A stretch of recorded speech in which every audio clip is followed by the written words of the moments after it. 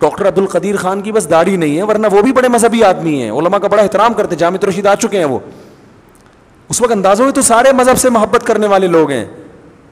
تو ہم نے ایسے ایک سائنٹسٹ سے پوچھا, ہم نے کہا کہ آپ لوگ تو سارے ماشاءاللہ نمازی پرہیزگار, لیکن جو ہماری یونیورسٹیوں میں جو سائنسدان بن رہے ہیں وہ تو اکثر مذہب سے باغی ہوتے ہیں. تو انہوں نے کہا کہ جس لیول پہ ہم محنت کر رہے ہیں اور ملک کی خدمت کر رہے ہیں جتنی انتھک, یہ اللہ کی رضا کے جذبے کے بغیر ممکن نہیں ہے. کیونکہ زندگیوں پہ کھیل کے ملک کے لیے محنت کر رہے ہیں. یا تو انسان دولت کے لیے کرتا ہے, شہرت کے لیے کرتا ہے, جان کو خطرہ ہوتا ہے ان کی سائنسدانوں کی. انہوں نے کہا یہ جو ہم نے پاکستان کی خدمت کی, اگر جنت جہنم کا تصور نکال دو اللہ کی رضا کا, تو اتنی محنت اتنے کم وسائل کے ہوتے ہوئے نہیں ہو سکتی.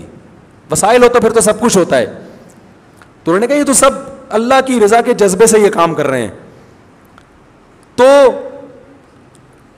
جو لادینی قوتیں ہیں اور جو دہریت اور ایتھیزم دنیا میں پھیل رہا ہے, یا مذہب مخالف قوتیں دنیا میں پھیل رہی ہیں, ان کا مقابلہ کرنے والا صرف کون ہے؟ اسلام ہے. اور یہ پیش کس نے کیا؟ کسی بڑی یونیورسٹیوں میں نہیں, اس کے لا کو لکھا گیا. یہ پیش کیا گیا 1400 سال پہلے, جو پہاڑوں پتھروں کا دور تھا, جب نہ جہاز نہ جناب گاڑیاں, بالکل ایک گاؤں دیہات کا ماحول. ہمارے گاؤں دیہات جو آج ہے نا, ان کا شہر اس گاؤں سے بدتر ہوا کرتے تھے. کوئی یونیورسٹی نہیں, کوئی ادارہ نہیں.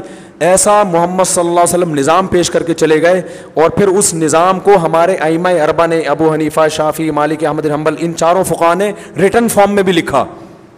سمجھ گئے نا, ریٹن فارم میں آ گیا, پھر اس پہ کتابیں, پھر شروحات ہوتے ہوتے ایسا جاندار نظام وجود میں آیا کہ ہر مسئلے کا حل اس میں موجود ہے, اور وہ لبرلزم کے بالکل مقابلے میں ہے.